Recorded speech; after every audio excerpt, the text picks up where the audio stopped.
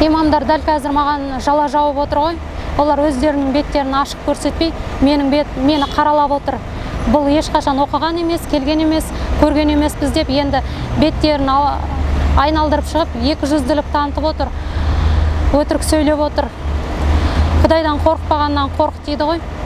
Имамдар өздері Құдайдан қорықпайтындықтарын көрсетіп отыр. Нағыз мұнафиқ өздері болып тұр ғой. Маған жала жауып тұр.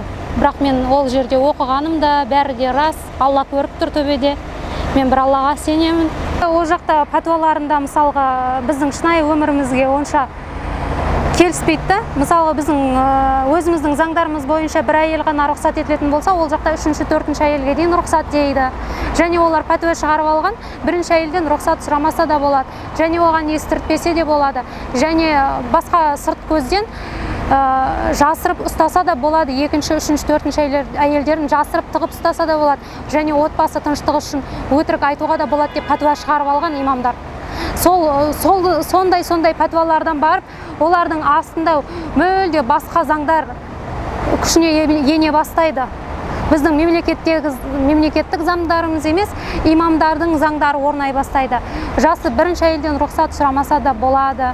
Оны естіртпе, екінші жасырын алған әйелдерін, 2-ші алама, 3-ші алама, 4-ші алама, жасырын алған әйелдерін жария қылмай, жасырып ұстаса да болады деп олар пәтуа шығарып алғанда, және өтірік, отбасының тыныштығы үшін өтірік айтуға да болады дейді олардың пәтуасы бойынша. Біздерді солай үйреткен соның ішінде. Отбасы тыныштығы үшін өтірік айтсаң да болады деп сөйтіп тұр. Сонда енді олар соны қазір істеп отыр да, өздерінің тыныштықтарын сақтау үшін мен жөнінде өтірік айтып тұр ғой енді. Және 2-ші, 3-ші, 4-ші әйелдерін оны ешқашан қыздарды қалай айналдырған, ешқашан дәлелдеп нете алмайсың, өйткені олардың пәтуалары бойынша солай істеуге болады. Мысалы, жас 17-18 жастағы қыздарды имамдар мен естігем, әйтеуір жаңағы Сапан Талғат 2-ші алады екен, 3-ші алады екен, 4-ші алады екен деп. Және өз Сапан Талғаттың өзі де бірде айтқан. Мен бір жағдайда мынау Қаскелеңде больницаның жанында мешіт бар. Сол мешітте Данияр деген имам істейді, жаңағы жын шығаратын имам. Сол Данияр деген имамның өзім білетінім, бірінші әйелінде 4-5 баласы бар. Және 2-ші әйелін бір баламен алған, жын шығаратын әйелдердің арасында танысып алған жаңағы әйелмен, сол бір баласымен сол әйелге үйленген.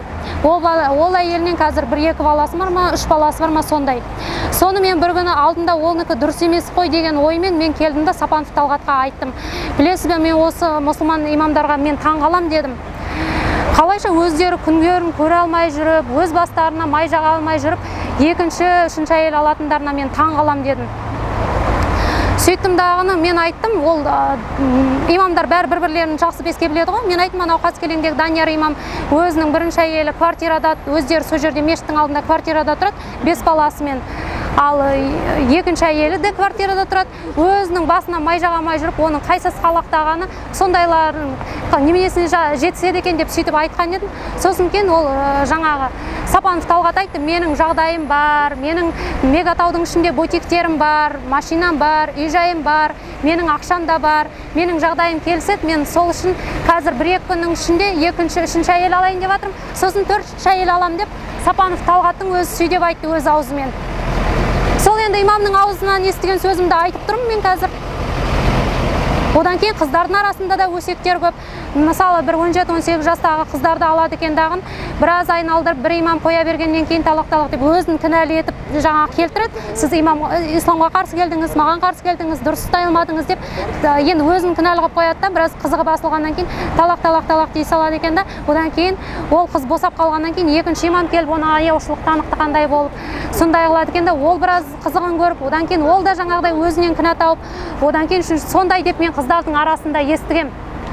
Бірақ та оның бәрін жарыққа шығармайды, бері қарай шығармайды. Өз-өздерімен сорпалар қайнап жатады енді соның ішінде. Біреулері қорқады, біреулері ендігі жынды болып кеткен, біреулері ендігі оларға қарсы да келгісі келмейді, милары айналып қалған замбир өтеді тастаған. Хадисті олар бүйтіп өздері нетеді, не қылып алады, жаңағы қисық пайдаланады. Имамдардың істеп отырғаны ғой, имамдар дұрыс пәтуа жасап отырған, имамдар дұрыс жұмыс істемей отыр ғой. Таза дұрыс жұмыс істеу керек, мемлекеттің заңдарымен санасу керек негізінде.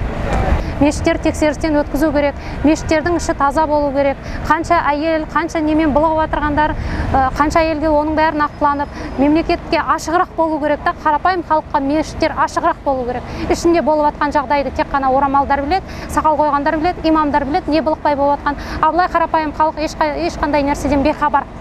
Ондай болмау керек та, таза жұмыс істеу керек, ашық, шынайы, таза, беттері таза болу керек.